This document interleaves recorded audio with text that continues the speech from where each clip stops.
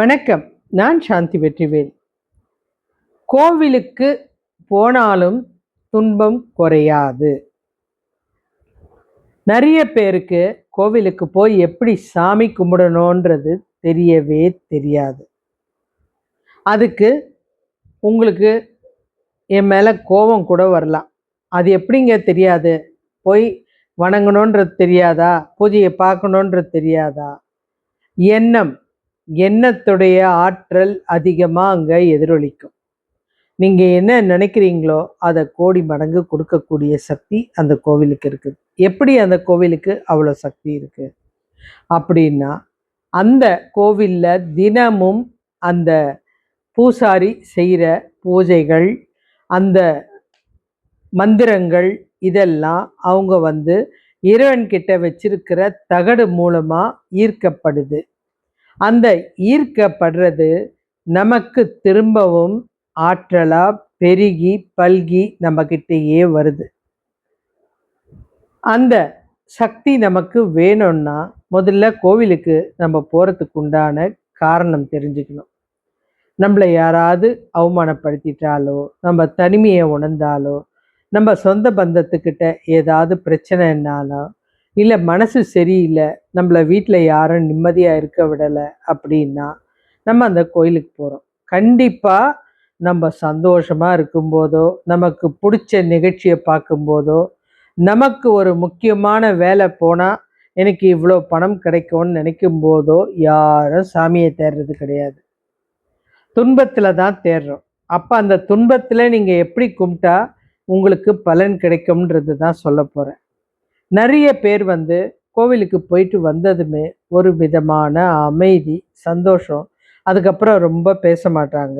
அப்படியே அதை உணர்ந்து அந்த மயக்கத்திலேயே உட்கார்ந்துருப்பாங்க. இது ஒரு விதமான பக்தி போதை. அந்த கடவுளை பார்த்தது, ரசித்தது, அந்த மயக்கத்திலேயே வீட்டில் இருப்பாங்க. இது ஒரு விதமான சக்தி கொடுத்துருக்கு கடவுள். ஆனால் அந்த சக்தியை நம்ம ஒழுங்காக எடுத்துகிட்டு வரல. எதனாலன்னா, நம்ம கோவிலுக்கு போகிறோம். போகும்போது நம்ம மாத்திரம்தான் சாமி கிட்ட அருள் வாங்கணுன்ற சுயநலம் முதல் எண்ணமே உங்களை அது அழிச்சிடுது. கடவுள்ன்றது நம்ம இன்றைக்கும் பள்ளியில் படிக்கிற ஒரு வார்த்தை நமக்கு ஞாபகம் வரும். இந்த உலகத்தில் இருக்கிற எல்லாருமே என்னுடைய உடன் பிறந்தவர்கள், என்னுடைய உறவுகள் அப்படின்னு. நம்ம இதை விட்டுட்டு நம்ம குடும்பத்தில் இருக்கிற சிலர் மேலே இருக்கிற கோபத்தினால குடும்பத்தில் இருக்கிற எல்லாரையும் மறந்துட்டு நேராக கடவுளோட அருள் ஸ்ட்ரைட்டாக எனக்கு தான் வரணும்னு நினச்சி போகிறது முதல் தப்பு. ரெண்டாவது, போகும்போது நமக்கு இருக்கிற பிரச்சனைகளை யோசித்து அதையே நினச்சிக்கிட்டு சாமியை சுற்றுறது ரெண்டாவது தப்பு. அது ஒரு பக்கம் ஓடும். நீங்கள் பாட்டுன்னு சாமியை சுற்றிட்டு எனக்கு நல்லது செய்ப்பா அப்படின்னா எப்படி நடக்கும்? அது நடக்காது. அடுத்தது, மூணாவது விஷயம், நம்மனால முடியலன்னாலும் வெளியில் வர முடியாத சிலர் இருப்பாங்க. அவங்களெல்லாம் நம்ம முடிஞ்ச அளவுக்கு கோவிலுக்கு கூட்டிகிட்டு போகிறது கடவுளுக்கு பிடிச்ச விஷயம். இது ஒரு சேவை. இந்த சேவையை கடவுளே செஞ்சுருக்காரு. உங்களுக்கு நிறைய பகவத்கதையில் தெரிஞ்சிருக்கும். கோவிலுக்கே போக முடியாமல் இருப்பாங்க. அவங்கள திடீர்னு கடவுள் வா நான் கூட்டிகிட்டு போகிறேன் அப்படின்னு கூட்டிகிட்டு போவார். அதே போல் ஒருவேளை அவங்களால வர முடியல அப்படின்னா கடவுளே வீட்டுக்கு அவங்கள பார்ப்பார். ஆமாங்க, கடவுள் கோயிலில் மாத்திரம் இல்லைங்க, இந்த உலகத்தில் எல்லா இடத்துலையும் இருக்கார். உங்களுக்கு அந்த நம்பிக்கை இருக்குது இல்லையா? இப்போ கோவிலுக்கு நம்ம போகிறோம். முதல்ல போனதுமே நம்ம வாசப்படியை தொட்டு கும்பிட்றோம். அது முதல் சக்கரத்தை ஓப்பன் பண்ணுது. ரெண்டாவது, காலை கழுவுறோம். காலை கழுவும் போது அந்த தண்ணியினால் அடுத்த சக்கரம் ஓப்பன் ஆகுது. அடுத்தது, பிள்ளையாரை சுற்றுறோம். பிள்ளையாரை சுற்றும்போது அந்த தோப்பு கர்ணம் போடுறீங்க தெரியுமா, உட்காந்து எந்திரிக்கிறது, அந்த இடத்துல ஒரு சக்கரம் ஓப்பன் ஆகுது. அடுத்த சக்கரம் நேராக அந்த கொடிமரத்துக்கிட்ட வருவீங்க. அந்த கொடிமரத்தை அண்ணாந்து பார்த்து ஒரு கும்பிட்டுட்டு அதுக்கப்புறம் நீங்கள் உள்ளே போக போகிறீங்க. கொடிமரத்தை அண்ணாந்து பார்த்தீங்க தெரியுமா? அப்போ ஒரு சக்கரம் உங்களுக்கு ஓப்பன் ஆகுது. இதுக்கப்புறம் இந்த கோவிலை சுற்றி வரீங்க.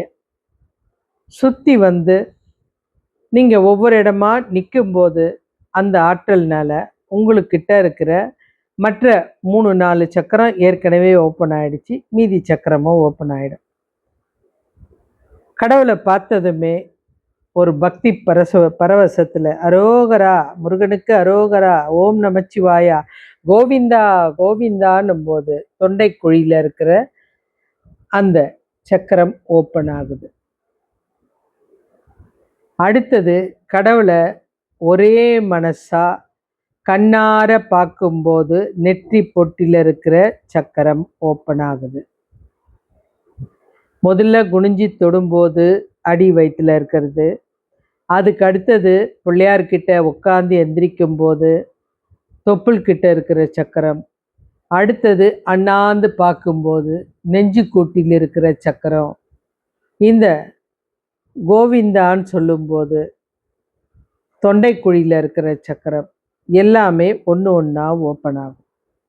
இதுக்கப்புறம் அந்த கடவுள்கிட்ட ஆராதனை கொடுக்குறாங்க, ஆராதனை காமிக்கிறாங்க. ஆராதனை காமிக்கும்போது அந்த ஒளியில் வந்து கடவுள்கிட்ட இருக்கிற சக்தி அந்த ஒளிக்கிட்ட தான் வருது, நம்ம கிட்ட வராது. நீங்கள் என்னதான் முட்டி அடித்து ஓரம் நின்று எப்படி இருந்தாலும் அந்த ஒளியில தான் அந்த சக்தி வருது. அந்த சக்தி ஆரோ வடிவில் இந்த தீபாராதனை காமிக்கும்போது ஒரு அற்புதமான விஷயம் இருக்கு. நம்ம எல்லாரும் முண்டி அடிச்சுக்கிட்டு சாமி கிட்ட போய் பார்க்கணும் அப்படின்னு முக்கியமாக கிட்ட போயிடுவோம். சிலருக்கு கருவறையில் கூட ஒரு பிரபலமாக இருந்தாங்கன்னா கருவறையில் கூட நிற்க வைப்பாங்க. ஆனால் அதெல்லாம் வீண். நம்ம வந்து இந்த ரவுண்டு ஆரோ வடிவில் தான் நிற்கணும் கோவிலில். அந்த பக்கம் ஆண்கள், இந்த பக்கம் பெண்கள், கூட்டம் இல்லைன்னா கூட நீங்கள் அந்த ஆரோ வடிவில் தான் நிற்கணும். இந்த பூஜை முடிச்சுட்டு அந்த தீபாராதனை காமிக்கும்போது கடவுளோட கண்ணில் இருந்து அந்த ஒளி வெளியில் வரும். அந்த ஒளி புகை மாதிரி, அதாவது ஒரு காற்றாக வரும்போது அந்த காற்று ஆரோ வடிவில் வந்து குவியும் போது உங்களுக்கு நேர் எதிராக வரும். அதாவது அப்படியே எல்லாரையும் பார்த்துக்கிட்டு தான் உங்ககிட்ட வரும். அந்த கூர் வடிவில் வேல் கூரில் வரும். அந்த சக்தி பயங்கர அதிகமானது. நீங்கள் தாலி போட்டிருந்தீங்கன்னா இல்லை நகை போட்டிருந்தா அது மூலியமா உங்கள் உடம்புக்கு போகும். ஆண்களாக இருந்தால் சட்டை போடாமல் இருந்தால் அவங்களுடைய இதயத்துக்கு அந்த சக்தி போகும். இதுக்கப்புறம் என்ன பண்ணுறோம்? கும்பிட்டுட்டு அந்த இடத்துலையும் குனிஞ்சு ஒரு கும்பிடு போட்டுட்டு அந்த கோவிலுக்குள்ளவே ஏதாவது ஒரு இடம் இருந்தால் உட்காருங்க. அந்த இடத்துல அப்பா சாமியை பார்த்து முடிச்சிட்டோம், நம்ம பிரச்சனையெல்லாம் சால்வ்டு, இதுக்கப்புறம் ஒன்றும் இல்லை அப்படின்ட்டு ஒரு ஃபோனை போட்டு யாராவது தெரிஞ்ச உறவுங்கிட்ட வீட்டில் பேச முடியாததெல்லாம் பேசுனீங்கன்னா இவ்வளோ நேரம் வேண்டது எல்லாமே வீண். இல்லை யாராவது ஒரு புது மனுஷன் வந்து உட்காந்து நீங்கள் எங்கே இருந்து வரீங்க? நான் பக்கத்தில் இருந்து தான். நான் கூட பக்கத்தில் இருந்து தான். ஓ அப்படியா, நீங்கள் எதுக்கு வந்தீங்க? மனசு சரியில்லை. என்னங்க கஷ்டம்? எங்கள் வீட்டில் ஒரே பிரச்சனை. அப்படியா, யார்? எல்லாம் என் மருமக தான், என் மாமியார் தான், எங்கள் மாமனார் தான். இப்படின்னு நம்ம வந்து என்ன பிரச்சனையோ அதெல்லாம் சொல்கிறோம். சொல்கிற ஆசையில் நம்ம என்னென்ன அவங்களுக்கு தீங்கு செய்யணுமோ அதெல்லாம் அங்கே பிளான் பண்ணுறோம். இது அத்தனையும் அப்படியே ரிப்பீட்டாக உங்களுக்கே வரும். ஏன்னா அந்த கோவில் புனிதமானது, உங்களுக்கே திரும்பி கிடைக்கும். அவ்வளோ ஆற்றல் வாய்ந்தது அந்த கோவில். இடம் முக்கியம் கிடையாது, நீங்கள் இருக்கிற இடம் அத்தனை சக்தி வாய்ந்தது. அவ்வளோ பவர்ஃபுல்லான இடம். இந்த இடத்துல நான் உங்களுக்கு ஒரு விஷயம் சொல்லணும். அதாவது ஒரு கண்ணு தெரியாத ஒருத்தர், ஒரு பக்தர். அந்த பக்தர் வந்து தினமும் கோவிலுக்கு வருவார். அவருக்கு எங்க உட்காரணும்னு தெரியாது. ஏன்னா, ஜனங்க எல்லாம் நம்மள தள்ளி விட்டுருவாங்க அப்படின்னு ஒரு எண்ணம். அவர் பெருமாள் கோயிலுக்கு தான் வராரு. வரும்போது ஒரு கருடாழ்வார் சன்னதி கிட்ட உட்காந்துக்கிறாரு. இந்த ஐயருக்கு பயங்கரமான கோவம். இந்த மனுஷன் சொன்னா கூட கேட்க மாட்டேன்றாரு. சரி ஏதோ அந்த ஓரமா உட்காந்துக்கிறாரு, உட்காந்துட்டு போட்டோம். கருடாழ்வார் சன்னதி ஓரமா உட்காந்துட்டு, அந்த சாமி கிட்ட பேசிக்கிட்டே இருப்பாரு. அந்த பாட்டுல அவ்வளோ பிழை இருக்கும்.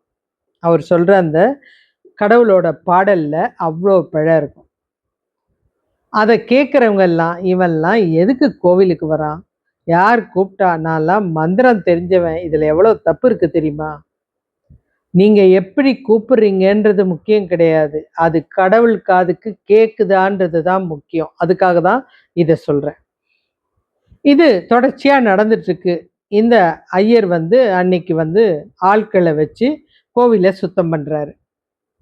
யாரோ ஒரு பெரிய ஜீயர் வராராம் அந்த கோவிலுக்கு. பெரிய ஒரு மகான் வரார். அதனால அவர் கோவிலுக்கு வர்றதுனால என்ன பண்ணிட்டாங்க, "அப்பா நீங்க உட்காந்து எதுவும் பண்ணாத. நீங்க எழுந்திரி முதல்ல." "ஐயா நான் இங்க தானே உட்காந்து பண்ணுவேன்." "அதெல்லாம் கிடையாது. நீ எந்திரிச்சு பின்னாடி மண்டபம் கிண்டபம் எங்கேயாவது இருந்தா போய் ஓரமா உட்காந்துக்கோ. ஏன்னா ஜீயர் வராரு. அவருடைய தரிசனத்துக்காக பெரிய பெரிய விஐபிலாம் வராங்க. நீ பின்னாடி எங்கேயாவது போய் உட்காரு." அப்படின்னு இவங்களே கூட்டிட்டு போய் பின்னாடி ஒரு மரத்து ஓரமா மண்ணுக்கிட்ட உட்கார வச்சுட்டாங்க. அவர் அப்பவும் கவலைப்படல. அந்த மண்ணெல்லாம் கூச்சி வச்சு, அந்த மண்ண தட்டிக்கினே உட்காந்துருக்காரு. தட்டிக்கிட்டே உட்காந்து, அந்த மண்ண தடவிக்கிட்டே, அவர் ஏதோ மந்திரம் சொல்லிக்கிட்டே இருக்காரு.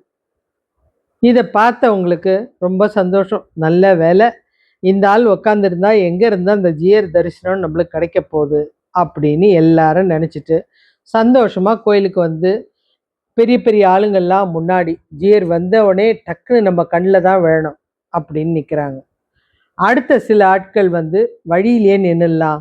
வந்த உடனே ஃபர்ஸ்ட் தப்புன்னு அவர் காதுல விழுந்துடலாம். ஒவ்வொருத்தருக்கும் ஒவ்வொரு எண்ணம் இருக்கும் இல்லையா? அப்படின்னு பாதி பேர் அப்படி நினைச்சாங்க. ஜீயர் வந்துட்டாரு. நேரா வந்தாரு மகான். வந்ததுமே அவருக்கு அந்த கருடாழ்வார் சன்னதி கிட்ட வரும்போது ஒரு வைப்பு இழுக்குது. அவருக்கு கண்ணு கலங்குது. நான் சொல்ற கதை உண்மையாவே நடந்த ஒரு விஷயம். கண்ணு கலங்குது. இந்த இடத்துல ஏதோ ஒரு சக்தி இருக்கு அப்படின்றாரு. இல்ல சாமி, நீங்க அங்க வந்தீங்கன்னா இன்னும் பவர் ஜாஸ்தி இருக்கும். டெய்லி நாங்க மந்திரம் படிக்கிறோம். எல்லாருமே நல்லா பூஜை புனஸ்காரம் எல்லாம் பண்றோம். அங்க இல்லாத சக்தியா இங்க இருக்க போகுது அப்படின்றாங்க. இல்ல, இந்த இடத்துல ஏதோ ஒண்ணு இருந்திருக்கு அப்படின்ன உடனே, அதுல ஒருத்தன் துணிச்சலா சொல்லிட்டான். அங்க ஒரு குருடன் ஒருத்தன் உட்காந்துருப்பான். தினமும் ஏதாவது சொல்லிட்டு இருப்பான் அப்படின்னு சொல்லும்போது, எங்க அவரு அப்படின்னு கேட்கிறாரு அவர். நீங்க வந்தா இடைஞ்சலா இருக்கும் தான் அவனை பின்னாடி உட்கார வச்சிருக்கோம் அப்படின்றாங்க. நேரா அந்த ஜீயர் போறாரு. நான் ஜீயர்ன்னு சொல்றது என்னன்னே தெரியாது. மகான் மகான் போறாரு. நேரா போயிட்டு அந்த பின்னாடி பக்கம் போறாரு. எங்கே உட்காந்துருக்காரு அவரு அப்படின்ன உடனே, அந்த கண்ணு தெரியாதவரு அந்த மண்ணை தட்டிக்கிட்டே பாடிட்டு இருக்காரு. தப்பு தப்பா பாடுறாரு பாட்டை. இவரு அப்படியே கையெழுத்து கும்பிட்டு அந்த பாடுறாரு தெரியுமா, கண்ணு தெரியாம அவரை வணங்கி நின்னுட்டு அப்படியே அவர் அந்த மண்ணை தட்டிட்டு இருக்காரு. அந்த மண்ணு மேல விழுந்து கதறி அழுவுறாரு. அவ்வளோ பெரிய மகானை பார்க்கறதுக்கு அந்த கோவில்ல நிறைய பேர் காத்துட்டு இருக்காங்க. இவரு அந்த மண்ணு அவர் தட்டி வச்சாரு பாருங்க, அந்த மண்ணை தட்டிட்டு இருக்காரு பாருங்க, அந்த மண்ணு மேல விழுந்து கதறி அழுவுறாரு. எல்லாருக்கும் ஒண்ணுமே புரியல. ஏங்க இந்த இடத்த போய் கதறி அழுவுறீங்க? இந்த ஆள் ஏதோ மண்ணுல ஏதோ சும்மா ஏதோ ரவுண்டு கட்டி விளையாடி இருக்கான் அப்படின்னோடனே, அவருக்கு யாரும் கிடையாதுப்பா, நல்ல மனுஷன், கடவுளை ஒரு குழந்தையா நினைச்சு தனக்கு எதிர்க்க படுக்க வச்சு தூங்க வச்சிட்டு இருக்காரு. அவர் மனசுக்கு அது ஆறுதலை கொடுக்குது. அதை தான் தட்டிக்கிட்டே இருக்காரு. கடவுளும் அங்கே தூங்குறத நான் பார்த்தேன். அந்த இத்தனை நாள் அந்த கருடாழ்வார் சன்னதி கிட்ட இவர் அந்த கடவுளை தூங்க வைக்க தான் பாட்டு பாடுறாரு. குழந்தைகிட்ட எப்படி பாடணுமோ அப்படி அவர் மந்திரம் தெரிஞ்சாலும் குழந்தைக்கு ஏற்ற மாதிரி தப்பும் தவறுமா பாடிக்கிட்டு இருக்காரு. அவருக்கு தெரிஞ்சது அது. அவர் கண் தெரியாதவரே தவறு பண்ணா தப்பு இல்லை. கண்ணு தெரிகிற நம்மளே நிறைய தவறு பண்ணுறோம். அதனால் அவருக்கு கஷ்டம் வந்துடக்கூடாதுன்னு பகவானும் அவர் சொல்கிற பேச்சை கேட்டு அங்கே படுத்து தூங்குறாரு. அதனால தான் எனக்கு அந்த இடத்துல ஒரு ஆற்றல் கிடைச்சிது. அதனால தான் இப்படிப்பட்ட மகானை எனக்கு பார்க்கக்கூடிய வாய்ப்பு இந்த கோயில் கொடுத்துருக்கு அப்படின்னு நினச்சி அந்த இடத்துல விழுந்து கும்பிட்ட அப்புறம்தான் அத்தனை பேருக்கும் அவரோட சக்தி தெரியுது. அது வரைக்கும் தெரிய வாய்ப்பே கிடையாது. கோவிலில் ஒவ்வொருத்தர் ஒவ்வொரு சக்தியோடு உட்காந்துருப்பாங்க. நம்ம எல்லாரும் லேசாக எடை போட்டுறக்கூடாது. நம்ம என்ன பண்ணுறோம், கோவிலுக்கு போயிட்டு நம்ம துன்பத்தை மனசில் நினச்சி 2 சொட்டு கண்ணீர் விட்டிங்கன்னா கடவுளுக்கு அது புரியும். அதை விட்டுட்டு நம்ம தேவையில்லாமல் யாரையாவது ஒருத்தரை பகையாக எடுத்துக்கிட்டு அவங்கள என்ன பண்ண போகிறேன் பாரு, இப்போ போனவொடனே நான் என்ன அசிங்கம் பண்ண போகிறேன், நான் பார்த்தியா கோவிலுக்கு வந்துட்டேன், எனக்கு எவ்வளோ ஆற்றல், இந்த விபூதி கூட யாருக்கும் கொடுக்க மாட்டேன், இது நான் கொண்டு வர்றது, கொடுக்கணுன்ற அவசியம் கிடையாது. விபூதி பிரசாதம் எதுக்கு உங்களுக்கு கடவுள் கொடுக்குறாரு? வர முடியாத பக்தர்கள் 4 பேருக்கு நீங்கள் வழங்கணும். அதில் உங்களுக்கு ஒரு புண்ணியம் கிடைக்கும். வர முடியாதவர்களை அழைச்சிட்டு வரணும். அதில் ஒரு புண்ணியம் கிடைக்கும். வராதவங்க கிட்ட கோவிலை பற்றி இன்னைக்கு இது நடந்தது அது நடந்ததுன்னு சொல்லணும். அதில் ஒரு புண்ணியம். ஆனால் இந்த புண்ணியத்தெல்லாம் நினைக்காம நீங்கள் உங்கள் வீட்டில் நடந்த விஷயங்களை உட்காந்து ஒரு நல்ல ஃபோன் போட்டு பேசுகிற அளவுக்கு ஒரு காபி சென்டர் மாதிரி நம்ம அங்கே போய் உக்காந்துட்டு யார்கிட்டையாவது குறைய சொல்லிக்கிட்டு மனசு முழுக்க குறைய நினச்சிக்கிட்டு யார்கிட்டையாவது ஃபோன் போட்டு பேசி உங்களுடைய மன ஆற்றலையும் சக்தியும் இழந்துடுறீங்க. அதனால தான் நீங்கள் வீட்டுக்கு வந்தாலும் நிம்மதியாக கடவுள் இருக்க விடாது. பூஜை பண்ணும்போதும் உங்களுக்கு நிம்மதியை கொடுக்காது.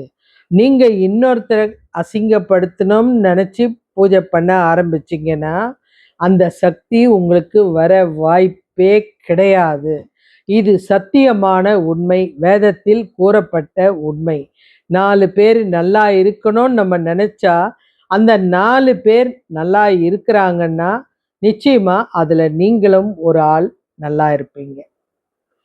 நம்ம பிரசாதம் கொடுக்குறோம், ஒரு 100 பேருக்கு கொடுக்குறோன்னு சொல்கிறோன்னு வச்சுக்கோங்க. அந்த 100 பேரில் இருக்கிறவனும் உன்னை வாழ்த்திட்டு போவானா? அந்த ஒரு கைப்பிடி சாதத்துக்காக இது என்ன பாவம் பண்ணிச்சோ கொண்டு இந்த பிரசாதத்தை கொடுக்குது அப்படின்னு நினைப்பான். ஒரே ஒரு மனுஷன் மாத்திரம்தான் உண்மையான பசியோட அதை வாங்கி தாயி நீ நல்லா இருப்ப அப்படின்னு சொல்லக்கூடிய அந்த பக்தனாக இருப்பான். அதனால தான் பிரசாதம் கொடுக்கணும் போது நிறைய பேருக்கு கொடுக்கணும். ஒருத்தர் வயிறை காய வச்சுட்டு பிரசாதம் கொடுக்கறது பேரு பிரசாதம் கிடையாது. கடவுள் அதை ஏற்றுக்க மாட்டாரு. ஒருத்தரை அழ வச்சுட்டு நீங்கள் பூஜை பண்ணீங்கன்னா மனசால நோகடிச்சிட்டு பூஜை பண்ணால் அந்த பூஜையோட பலன் உங்களுக்கு வரவே வராது.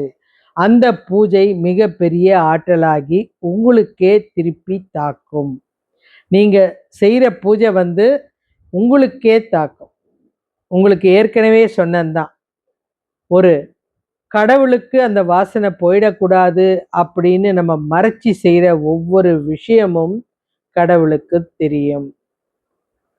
அது மாதிரி நம்ம தெய்வீக விஷயத்தில் மனசார கடவுளை நினச்சி கும்பிடணுன்னா நம்ம தயவு செய்து வீட்டிலேருந்து கிளம்பும் போதே கடவுள் மந்திரத்தை தொடங்கிடுங்க. யாருக்கிட்டேயும் பேசாதீங்க. யாரும் உங்களுக்கு நல்லா இருக்கணும்னு நினைக்க போகிறவங்க கிடையாது. உங்களுடைய உறவும் கிடையாது. நேராக கோயிலுக்கு போங்க. அந்த கொஞ்ச நேரமாவது உங்களுக்காக நீங்கள் வேண்டுங்க. வாயே திறக்காதீங்க. கோவிலை நல்லா சுற்றி வாங்க. உங்கள் வேண்டுதலை மனசில் நினைங்க. ஓயாமல் சாமி மந்திரத்தை சொல்லுங்க. இது பல ஆற்றல் கிடைக்கும். கோவிலை நல்லா சுற்றி வாங்க. கண்டிப்பாக உடனே கிளம்பிடாதீங்க. ஒரு ஓரமாக உட்காந்து கண்ணை மூடி இந்த இடத்துலையாவது உண்மையான மனிதனா நடந்துக்கங்க. நம்ம வாழ்க்கையில என்ன தப்பு பண்ணோம், எதுக்காக இந்த தண்டனையை அனுபவிக்கிறோம்னு யோசிங்க. உண்மையை சொல்ற இடம்தான் இந்த கோவில்.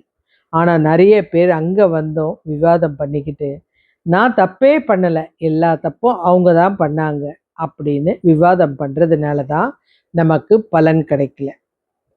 உண்மையை ஒத்துக்கும்போது கடவுளுக்கு இரக்கம் வரும்.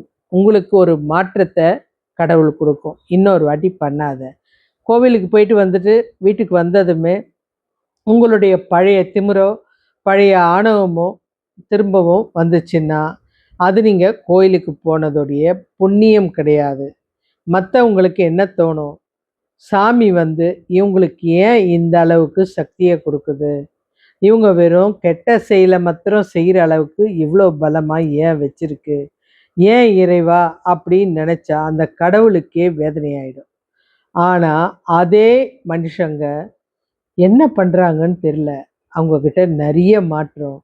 இந்த கடவுளோட செயல், அந்த கடவுளை புகழும்போது தன் குழந்தைய பற்றி யாராவது சொல்லும்போது, எங்கள் அம்மாவால் தான் நான் இப்படி இருக்கேன் அப்படின்னு குழந்தை சொல்கிறதுக்குள்ள அவங்களே அந்த குழந்தையோட நடத்தை நல்லா இருக்குது, அதுக்கு காரணம் அவங்க அம்மா தான். அந்த குழந்தை ஏன் அப்படி இருக்குது, அதுக்கு காரணம் அவங்க அம்மா தான். இது நம்மளை எப்படி பாதிக்குமோ அதுதான் கடவுளை பாதிக்கும்.